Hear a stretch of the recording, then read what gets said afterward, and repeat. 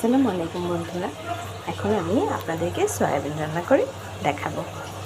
প্রথমে আমি সয়াবড়িগুলো ভিজিয়ে রেখেছিলাম 10 মিনিটের জন্য। তারপরে আমি একটু হলুদ আর লবণ দিয়ে ভালোভাবে ধুয়ে একটু হলুদ আর লবণ দিয়ে আলু এবং সয়াবড়িগুলো ভেজে নিয়েছি। তারপরে এখানে আদা রসুন বাটা, জিরা বাটা, পেঁয়াজ বাটা দিয়ে কষিয়ে নেব। এখানে আমি হলুদ, মরিচ, তারপরে ধনিয়া গুঁড়া, এলাচ, দারচিনি দিয়ে ভালোভাবে কষিয়ে নেব। দেখুন বন্ধুরা, ভালোভাবে মশলাটা কষিয়ে নিচ্ছি। মশলা যত কষানো হবে রান্না ততই মজা হবে। এখন আমি সয়াবিনগুলো মশলার ভিতরে ঢেলে দিলাম, ভালোভাবে কষিয়ে নেব।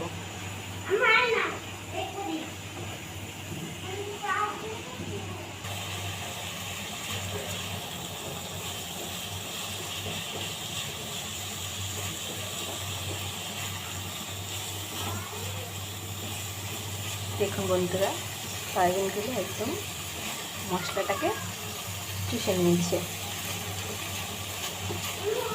একটু ভালোভাবে কষিয়ে পানি দিয়ে দেবো। আমার কষানো হয়ে গেছে বন্ধুরা, এখন পানি দিয়ে দেবো।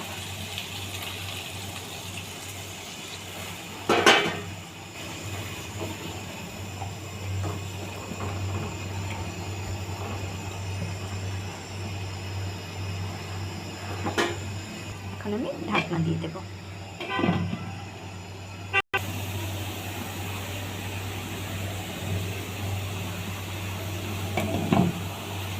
আমি পাশের চুলায় বন্ধুরা এখানে বরিশালের ভাষায় হেলেঞ্চা শাক এবং অন্যান্য জেলা ভাষায় হাঁচি শাক বলে। এটাকে আমি নারিকেল এবং চিংড়ি মাছ দিয়ে ভাজি করব। খুবই মজাদার হয় এই শাকটি। শাক ভাজার জন্য আমি চিংড়ি মাছ কেটে নিয়েছি, পেঁয়াজ বাটা, পেঁয়াজ কুচি বন্ধুরা, এবং নারকেল বেটে নিয়েছি। আর শাকের সাথে এখানে কাঁচামরিচ কেটে দিয়েছিলাম, একসাথে ধুয়ে নিয়েছি। চিংড়ি মাছগুলো তেলে দিয়ে একটু ভেজে নেব, লবণ দিয়ে ভেজে নেব। পাশাপাশি আমার সয়াবড়িগুলো একটু নেড়ে দিচ্ছি। দেখুন কি সুন্দর হয়ে যাচ্ছে। চিংড়ি মাছটা ভাজা হয়ে গেছে। তারপর এখানে পেঁয়াজ কুচি, সুন্দর করে পেঁয়াজ কুচি ভেজে নেব, একটু বাদামি কালার করে ভেজে নেব। তারপর আমি নারকেল বাটাটা দিয়ে দেব, এটাও সুন্দর করে একটু ভেজে নেব। সামান্য একটু হলুদের গুঁড়ি দিয়ে দেব।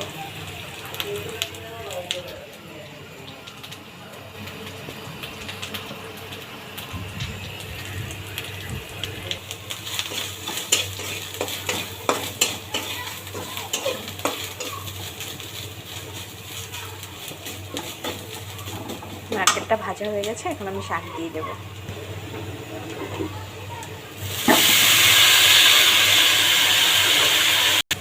শাক দিয়ে নেড়ে ঢাকনা দিয়ে দেব।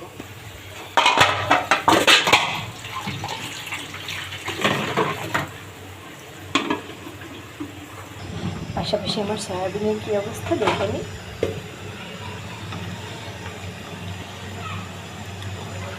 এটা হয়ে গেছে বন্ধুরা, পরিবেশন করে দেখাবো। দেখুন কি লোভনীয় হয়েছে, একদম মাংসের মতো। সয়াবিনের এই স্বাদ আপনার মাংসকে হার মানাবে।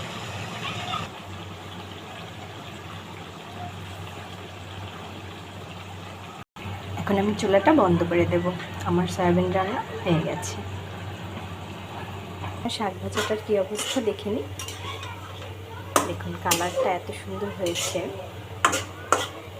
বন্ধুরা। একটু হলুদের গুঁড়ি দিলে কালারটা অনেক সুন্দর হয়। হলুদের গুঁড়ি না দিলে কালারটা ফ্যাকাশে হয়ে যায়, তখন দেখতে ভালো লাগে না।